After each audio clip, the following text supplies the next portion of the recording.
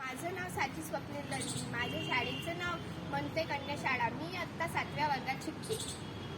आज मी तुम्हाला ई कचऱ्याबद्दल माहिती सांगणार आहे. जसं की आमच्या शाळेच्या बाजूला एक मोबाईलचं दुकान आहे.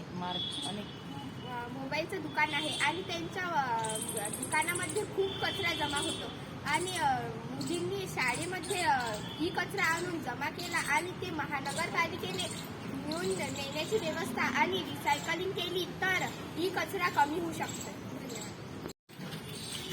नमस्कार, माझे नाव अर्पिता विजय काळे. मी मनते कन्या शाळेत इयत्ता 7वी वर्गात शिकते. आमचा विषय आहे ई कचरा, ई वेस्ट. सर्वात चिंतेची बाब म्हणजे देशामध्ये हजारो टन ई कचरा निर्माण होतो. ज्या प्रमाणात ई कचरा निर्माण होतो तो भारतात सर्वात जास्त भंगारवाले खरेदी करतात. भंगारवाल्यांना तो कचरा खरेदी करण्याची अनुमती नसते, पण ते तो ई कचरा विकत घेतात आणि त्यांच्याकडे त्याची विल्हेवाट लावण्याची काहीही उपकरणं नसतात. सरकारने भारतात ठिकठिकाणी ई कचरा संग्रह केंद्र निर्माण केले आहेत. भारतात 600 पेक्षाही जास्त ई कचरा संग्रह केंद्र आहेत. ज्या प्रमाणात ई कचऱ्याची निर्मिती होत आहे त्या प्रमाणात ही केंद्र खूप जास्त कमी आहेत. ज्या प्रमाणात ई कचरा निर्माण होतो त्या प्रमाणात या केंद्रांमध्ये 3000 टन ई कचऱ्याची रिसायकलिंग केली जाते. एका व्यक्तीने एक अहवाल तयार केला. त्या अहवालात त्याने लिहिले, भारत, चीन आणि अन्य विकसनशील देशांमध्ये इलेक्ट्रॉनिक उपकरणांची मोठ्या प्रमाणात विक्री होत आहे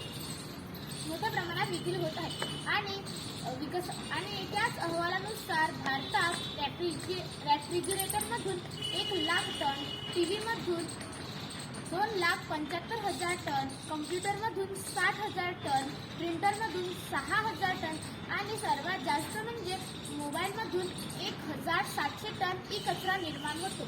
आपण या ई कचरा निर्मितीचे कायद्यांचे पालन नाही केले तर आपल्याला गंभीर समस्येला तोंड द्यावे लागेल. धन्यवाद. नमस्कार, माझे नाव ज्ञानेश्वरी माधव झटाले. मी मनते कन्या शाळा येथील विद्यार्थिनी इयत्ता 9मध्ये शिकत आहे. तर आपण जाणून घेऊया ई कचऱ्याबद्दल माहिती. ई कचरा जनजागृती हा उपक्रम आम्ही आमच्या शाळेमधून सुरू केला होता. तर आम्ही आमच्या शाळेच्या परिसराभोवती प्रत्येक दुकानामध्ये गेलो. तिथे त्यांना प्रश्न विचारले, त्यांच्याबद्दल माहिती जाणून घेतली. तुम्ही बंद पडलेला कचरा कुठे टाकता आणि त्याचं काय करता त्याची माहिती जाणून घेतली. त्यांनी आम्हाला सांगितलं की जो बंद पडलेला मोबाईल, चार्जर वगैरे असं काही इलेक्ट्रॉनिक कचरा आहे ना तो डझनमध्ये टाकतो सहसा आणि डझनमधून पण तो गाळ्यामध्ये टाकतो आणि तो पण कचरा जमिनीवर पडलेला राहतो. त्या जमिनीमध्ये तो कचरा पडला त्याने मृदा प्रदूषण होते, जलप्रदूषण सुद्धा होते. त्या मोबाईलच्या बॅटरीमधून जेव्हा मेटल काढतात त्या मेटलसाठी तेव्हा ते बॅटरी वगैरे जाळले जातात, त्याने वायू प्रदूषण होते.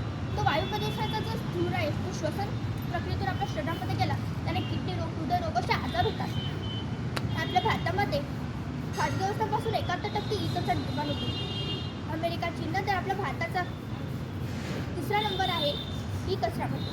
2011मध्ये आपल्या भारतात 5,36,000 टन ई कचरा निर्माण झाला होता. या ई कचऱ्याची विल्हेवाट लावणे खूप गरजेचे आहे. जर या ई कचऱ्याचे लवकर काही झाले नाही तर आपल्या जमिनीवर खूप प्रदूषण होणार. हे मानवी जीवनासाठी सुद्धा खूप हानिकारक आहे आणि आपल्या शरीरासाठी सुद्धा खूप हानिकारक आहे. धन्यवाद. नमस्कार, माझे नाव स्नेहा प्रमोद.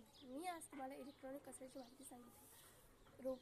मोबाईल, चार्जर, संगणक, टीव्ही सेट हे आपल्या जीवनातील अत्यंत महत्त्वाचे साधने झाले. हे साधनांचा वापर झाल्यावर किंवा हे बंद पडल्यावर आपण कुठे टाकून देतो. यामुळे ई कचऱ्याचे प्रमाण खूप जास्त वाढते. मित्रांनो, आपल्या 2012च्या गणनेनुसार भारतात 8 लाख टन इतकं ई कचरा निघाला आहे. भारतात ई कचरा निर्माण करणारे सर्वात महत्त्वाचे स्रोत म्हणजे IIT कंपन्या आहेत आणि सर्वात मुख्य शहर म्हणजे बेंगलोर, चेन्नई, मुंबई, दिल्ली असे शहर आहेत. त्यामुळे आपण ई कचऱ्यावर थोडेसे बंधन आणले पाहिजे.